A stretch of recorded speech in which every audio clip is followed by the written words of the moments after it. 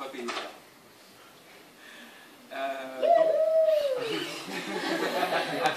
Autant. Et donc oui, donc la RoboCup, c'est clairement en fait c'est juste que ça, c'est une compétition. Il y a plein d'écoles de plein de pays qui viennent et donc ils viennent s'affronter sur la même plateforme, c'est-à-dire sur le robot. La seule chose qui est différente, c'est l'application que les gens ont créée pour leur robot. Du coup, les robots c'est les mêmes, mais l'application c'est pas les mêmes.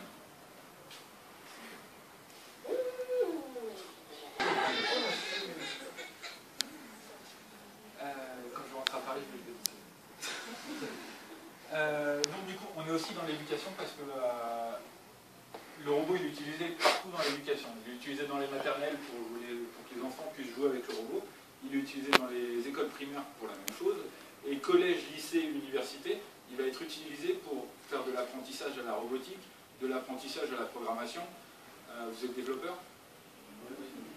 Ceux qui ne sont pas développeurs, ils font quoi?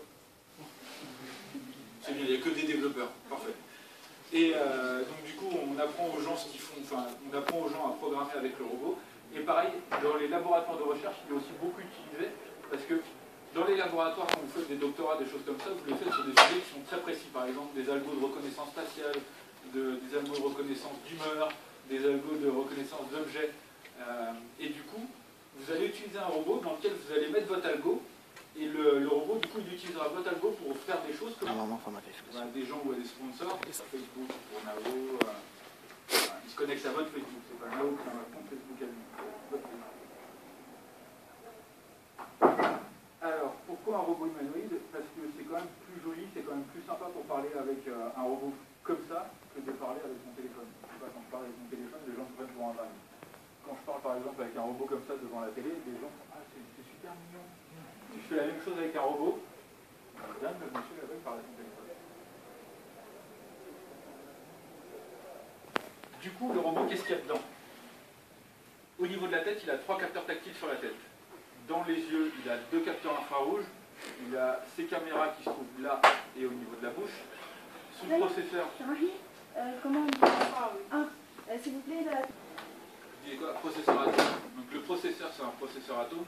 Il n'est pas très puissant, mais par contre, il ne consomme pas beaucoup en batterie. Il faut faire un choix. Ou bien on prend un processeur puissant et du coup, il faut une batterie qui va faire 10 kg. Ou bien on prend une petite batterie et on met un processeur pas puissant. Et le processeur atome, il fait largement le travail. Au niveau du disque dur, il a un disque dur de 8 Go. C'est largement suffisant pour installer toutes les applications qu'il y a sur le store, même si jamais on peut en installer d'autres, il y a encore beaucoup de place. Au niveau de sa taille, il fait 60 cm. Sur son plastron, il a un bouton pour l'allumer et pour l'éteindre. Il a un sonar qui lui permet de reconnaître la distance des objets qui se séparent de nous d'un mur. Au niveau des mains, il a 3 capteurs tactiles sur chaque main. Il en a un de ce côté, un de ce côté, un de ce côté. Du coup, ça lui permet de savoir quand on lui a touché la main. Le robot, il sait qu'on lui touche la main. Et au niveau des pieds, il a un capteur tactile, un capteur de bumper au niveau du pied pour savoir s'il a tapé dans quelque chose. En dessous de ses pieds, il a 4 capteurs de pression qui lui permettent de savoir combien il y a de poids qui sont répartis sur chacun de ses pieds. Tout ça, toutes ces informations, elles sont envoyées à la centrale inertielle qui se trouve au niveau de son plastron.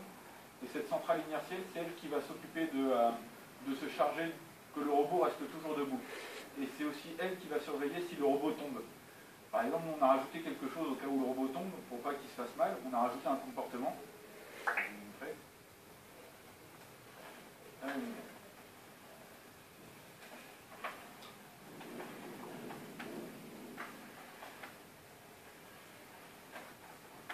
Donc là, si je le fais tomber, il va faire un mouvement ultra rapide, mais c'est le dernier mouvement qu'il va faire parce que la centrale inertielle aura détecté que le mouvement était irrécupérable et qu'il n'y a pas le choix, il va tomber. Et du coup, si je fais ça, vous avez vu le mouvement? Il s'est protégé en fait les parties importantes, la tête et le plafond. C'est comme nous quand on tombe, pour éviter de se faire mal, on se protège la tête. J'en connais d'autres qui se protègent pas la tête, mais c'est parce qu'il n'y a rien dedans.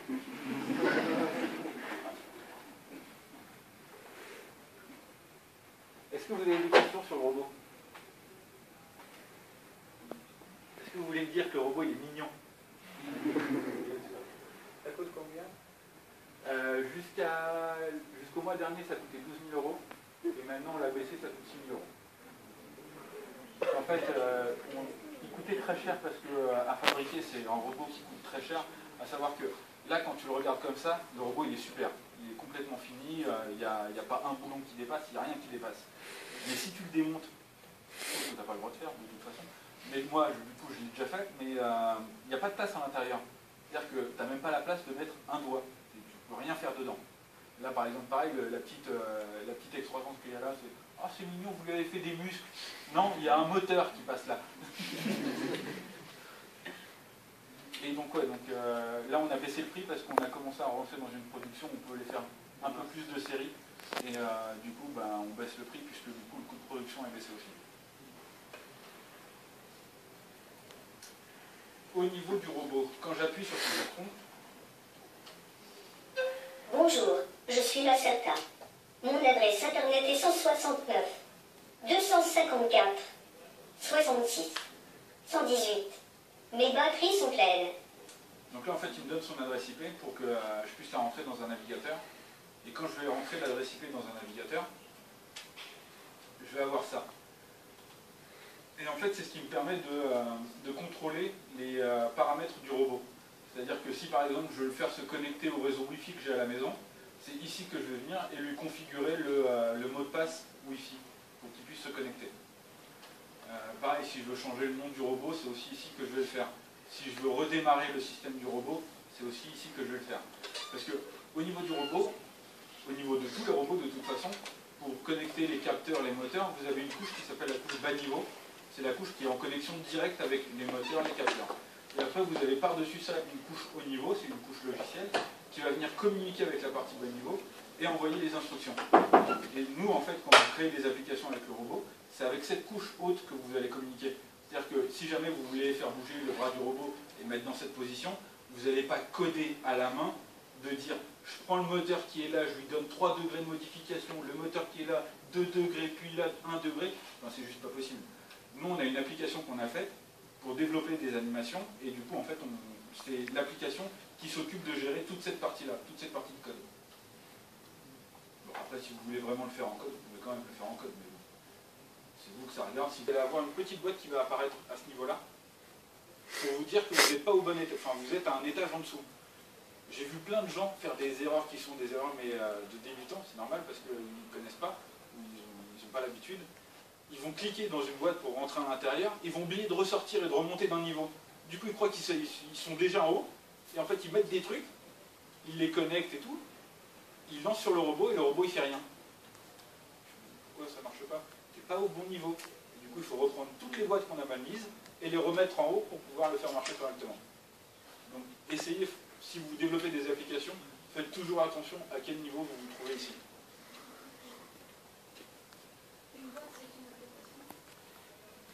Une boîte, ça peut être une application, oui, parce que les boîtes que nous on fournit, ce sont des boîtes qui sont par défaut dans CorelDRAW. En revanche, vous allez pouvoir créer vous-même vos boîtes et faire qu'il y ait des boîtes qui vont faire des choses qui vont être plus puissantes. Il n'y a pas longtemps, on parlait d'algo, on parlait d'un algo il n'y a pas longtemps. Et imagine, l'algo de détection d'humeur. Imagine qu'en fait tu fasses ton algo de détection d'humeur et que cette boîte, tu veuilles la donner à d'autres personnes.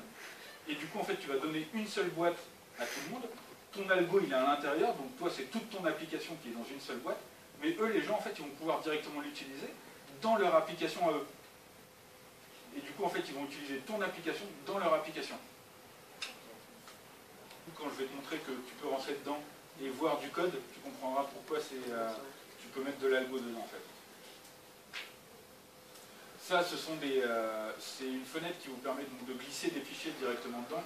Imaginez que vous ayez des fichiers de son. Par exemple, quand il se lève, vous voulez qu'il rote. Il rote. On va mettre un fichier de son où le robot va roter.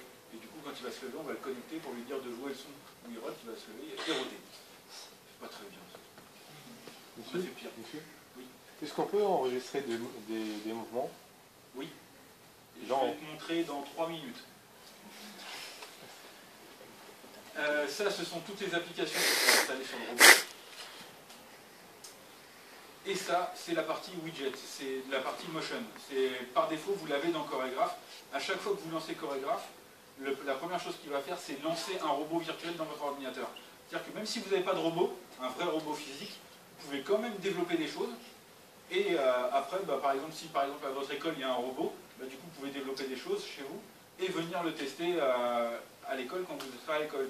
Ou bien vous allez développer chez vous pendant toute l'année, et l'année prochaine, quand je reviendrai avec un robot, vous viendrez tester l'application. Et donc du coup, cette fenêtre-là, en fait, ça vous permet de bouger les bras du robot. Par exemple, là, si je clique ici, il y a cette petite fenêtre qui va s'ouvrir, et chaque scroll bar contrôle un moteur. C'est-à-dire que si vous modifiez la position de la scroll bar, le moteur va bouger. Donc du coup, vu que c'est le bras va bouger.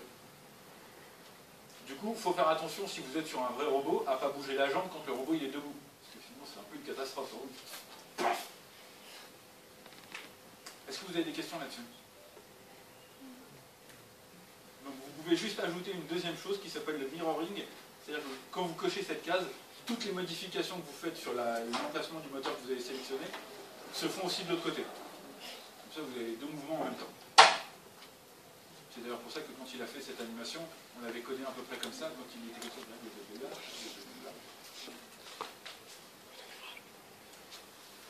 Le widget Memory Watcher, c'est le widget sur lequel vous allez avoir toutes les variables mémoire du robot.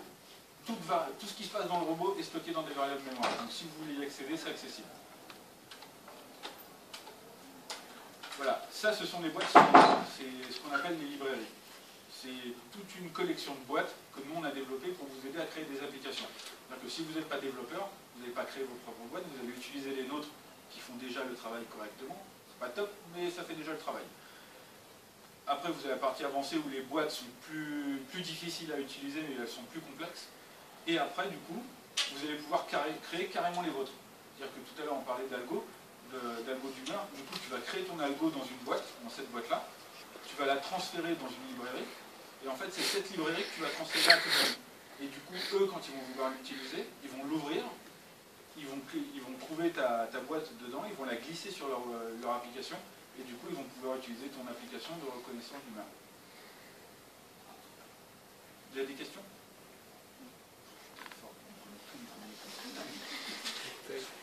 Au niveau des box, comment ça marche? Vous avez trois choses obligatoires au niveau d'une box.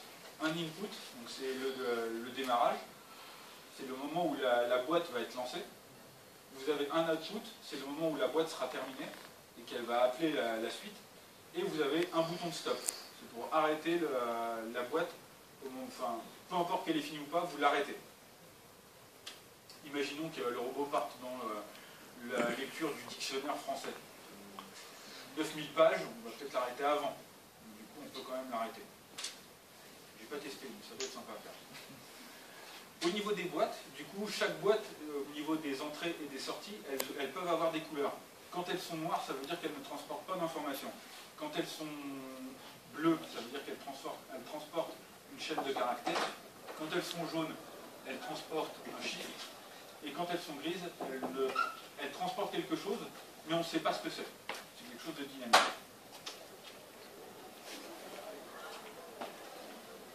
Au niveau de la reconnaissance vocale et du synthétiseur vocal, ça ce sont toutes les box qu'on utilise pour faire parler le robot ou faire comprendre le robot. Donc, par exemple, là on a une box qui s'appelle la box choice. Quand je vais la glisser et la déposer sur mon application, si je double-clique, je vais rentrer, enfin, je vais descendre d'un étage et je vais trouver ces deux boîtes-là. Dans ces deux boîtes-là, il y a une boîte qui sert à poser la question et une autre boîte qui sert à recevoir la réponse. C'est-à-dire que vous allez définir à l'avance ce que le robot doit pouvoir comprendre.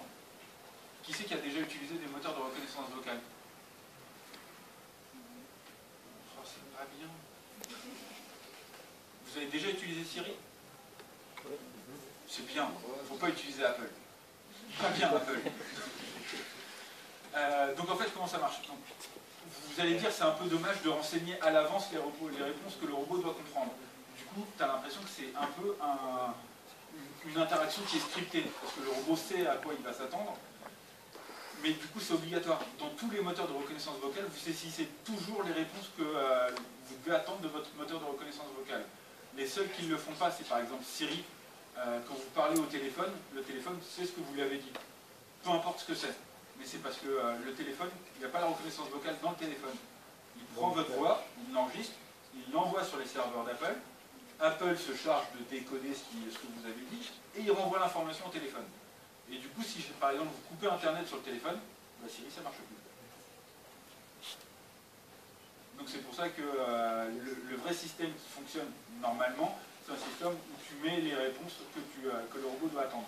Mais dans tous les cas, même si vous avez utilisé un moteur comme Siri, si le robot me demande comment est-ce que tu vas, et que je lui réponds je vais bien, si je ne lui ai pas dit de réagir à je vais bien, si je ne vais pas expliquer comment agir à je vais bien, on ne va rien faire, c'est bien, je suis content pour toi.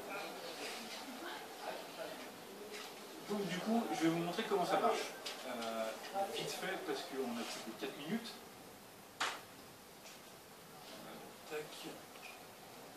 Ça, je vais l'enregistrer pour vous remontrer tout à l'heure.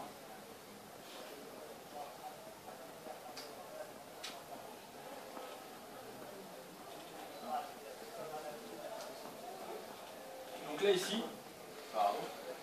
ici, j'ai défini que le robot parlait en anglais. Mais du coup, vous pouvez choisir l'une des 22 langues qui sont dans la liste. Il y a de l'arabe. Moi je parle pas arabe, mais lui il parle arabe. Alors le plus compliqué quand on fait parler le robot en arabe, c'est pas tellement de parler avec le robot en arabe, c'est de rentrer la phrase en arabe à partir d'un clavier français. Hein? Donc ici c'est la boîte de choix, donc il me demande comment je vais, ça ce sont les réponses que le robot attend. Et en fonction des réponses, bah, il va dire 3 choses différentes. Donc si je lance. Hello, how are you? Fine. Cool. Me too. Voilà. Et donc du coup, si je le relance et que je lui dis une autre réponse, il va utiliser les autres réponses, les autres phrases que je lui ai affectées. Est-ce que vous avez des questions? Oui? Si la voix change, la même phrase, mais la voix change. C'est pareil. Ce qui reconnaît en fait, dans le moteur de reconnaissance vocale, c'est pas la voix, c'est le mot qui sera à l'intérieur. Du coup, c'est ce qui fait que toi, moi, on peut parler au robot et que mon grand-père peut parler au robot, même s'il a une voix qui porte pas. Il y a des programmes de reconnaissance vocale, mais sauf si on enregistre une voix spécifique. Et il ne reconnaît pas d'autres. D'accord, mais là du coup, maintenant les moteurs sont suffisamment puissants pour que tu n'aies pas besoin de distinguer une voix plus qu'une autre. La seule chose qui est obligatoire, c'est de parler fort. Là, tu vas pas y arriver. Oui. Toi non plus, tu vas pas y arriver.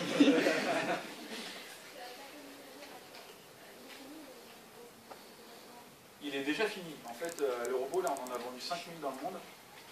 Et ça, c'est la version 4 du robot.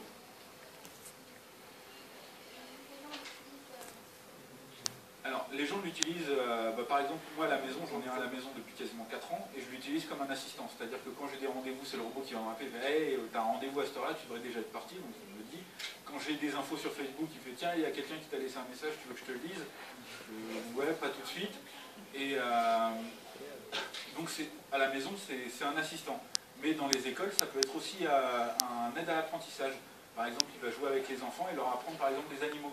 On a fait un jeu où l'enfant a un jeu de cartes dans les mains et le robot va lui dire « montre-moi un chien ». Donc l'enfant va chercher un chien. S'il connaît le chien, bah, donc, il va le montrer, il l'a trouvé, il va le montrer au robot, c'est bien, c'est un chien. S'il ne connaît pas le chien, il va en montrer un. Ça ressemble à un chien. Et là, le robot va faire « ah non, c'est pas un chien, ça c'est un chat ». Et du coup, il va continuer à chercher et à apprendre comme ça aussi les animaux. On a la même chose pour les lettres, on a ça pour les émotions, enfin on a fait plein d'applications. Voilà. Et il sert aussi d'assistant pour les personnes âgées, il va apprendre par exemple pour les personnes qui sont à l'école, vous êtes développeur, vous pouvez apprendre à développer des applications sur le robot en utilisant du Python. Vous faites tous du Java, hein, c'est ça? Ouais, je le sentais. Vous voyez, c'est une population javaïste. Mais c'est bien, vous devez connaître, enfin, là par exemple, ah non, là vous ne reconnaissez pas. Attendez. C'est mieux là? En virgule à la fin. Ça, Python, il comprend quand même. On n'est pas obligé, mais il comprend. Hein? Parce qu'il y a des personnes qui font du Java et qui systématiquement mettent le point virgule. Et le moteur Python, il ne va pas dire il y a une erreur parce que tu as mis un point virgule. Mais non, c'est bon, c'est pas grave. C'est un mec qui devait faire du Java. On va laisser la réponse.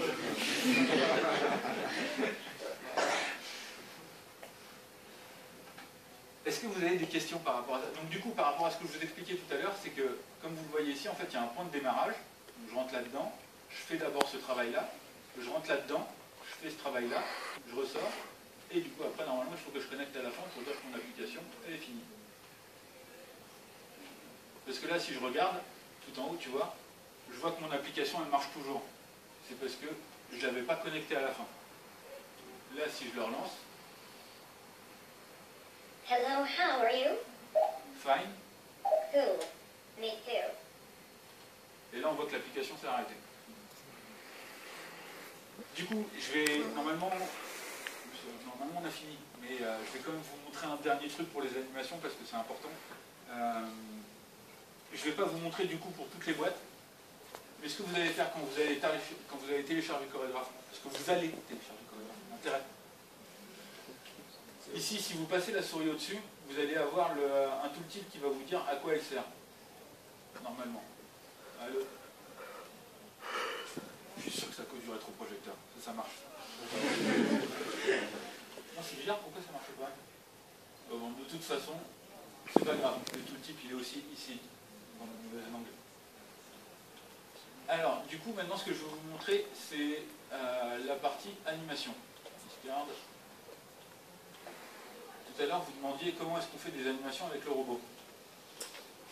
J'ai mis une box qui s'appelle Timeline, et quand je double-clique à l'intérieur, donc là on voit que je suis descendu d'un niveau, et j'ai une boîte, enfin j'ai une ligne ici, c'est une ligne de temps. Ça veut dire que 25 points dans cette ligne correspond à 1 seconde. Donc du coup, si je veux faire une animation pour que le robot dise bonjour, je vais déjà désactiver les moteurs, et ensuite, je vais faire bouger les mains du robot, et là je vais lui dire de retenir cette position-là au niveau du bras.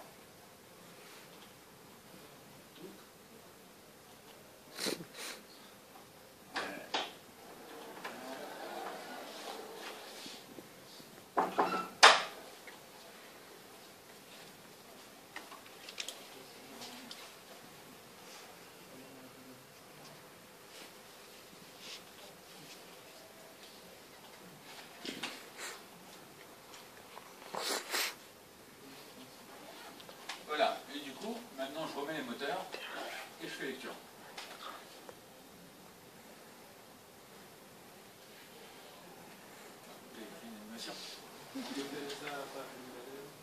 Ouais, vous pouvez faire ça par l'émulateur. La seule chose qui n'est pas accessible sur l'émulateur, c'est le microphone et les caméras. Parce qu'en fait, il ne peut pas se connecter au microphone de votre ordinateur ou aux caméras de votre ordinateur. Là, du coup, il a dit bonjour, mais il n'a pas parlé. Donc, du coup, je vais rajouter une petite boîte C pour qu'il dise bonjour en même temps. Hello.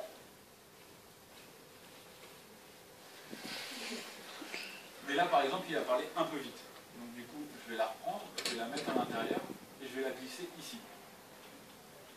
Donc là, si je refais lecture, pareil, il parle trop vite. Et du coup, quand il parle, en fait, c'est cette boîte-là qui est utilisée. Donc ça, je vais le décaler et je vais le mettre ici. Hello. Non, il fonctionne sans batterie. Oui, il y a une batterie qui est juste là. Il y a une batterie qui est juste là. Et donc la charger, en fait, la batterie, elle te permet de faire durer le robot. En fonction de comment tu vas l'utiliser, c'est 30 à 45 minutes. Et il faut au moins 25 minutes pour le charger.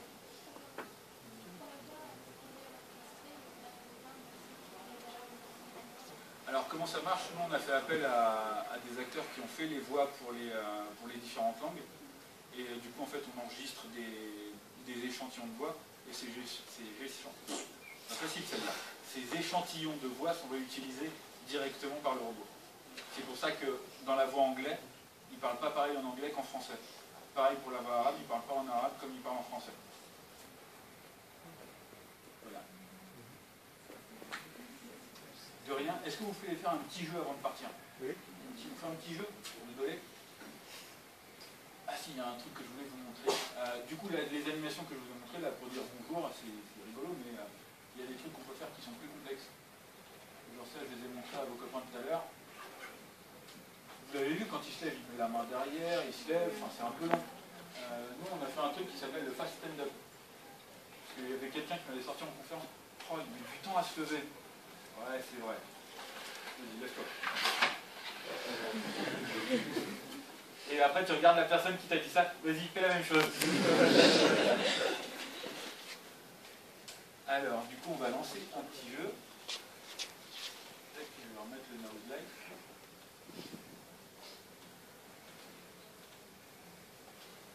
Qui c'est qui veut faire le jeu avec le robot? Allez, motivez-vous. Quelqu'un? Bah tiens, elle est devant. Pas de chance. Ah oui, mais toi tu parles pas What do fort. you want me to Ah do? oui, mais toi tu parles pas fort. Speak French. Speak French. Okay. Alors tu parles un peu plus fort. Je parle maintenant en français. Tiens, vous avez vu là, ouais, c'est plus la même. Tiens, mets-toi à côté du robot du coup. Je lancerai bien, fais-moi danser. Ah, attends. T'as entendu le petit son? Le petit son là, tu l'as entendu? C'est le son qui dit que le robot a branché la reconnaissance vocale. Donc il ne faut pas que tu parles avant parce que sinon il ne t'entend pas. Donc je vais lancer une application, un jeu. Que veux-tu que je fasse? Devine les émotions. Imite des émotions. Si je rigole ça. Attends, il va t'expliquer déjà comment ça marche. Elle est enthousiaste, hein? Bienvenue dans le jeu Devine mes émotions. Touche le capteur avant de ma tête pour passer les instructions. Je vais mimer des émotions et je souhaiterais que tu identifies de quelle émotion il s'agit. Je t'aiderai en te proposant plusieurs réponses éventuelles. Allez, c'est bon. Avant de commencer, voici. Sois attentif.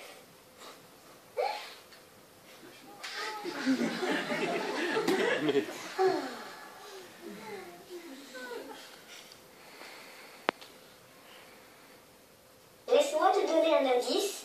Il s'agit soit de peur, soit de tristesse, soit de joie. Quelle était cette émotion? Bravo. J'ai entendu peur, je crois. Encore une partie? Il a entendu. Oui. Oui, regarde attentivement.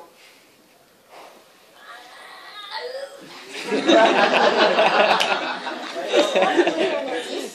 Il s'agit soit de tristesse, soit de colère, soit de surprise. Alors, as-tu deviné? Bravo.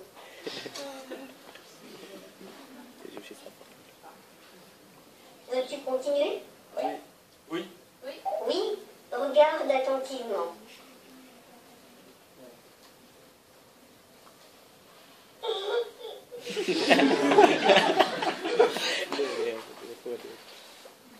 Laisse-moi te donner un indice. Il s'agit soit de colère, soit de peur, soit de tristesse. Donne-moi ta réponse. Bravo. Super. C'était un plaisir de jouer avec toi.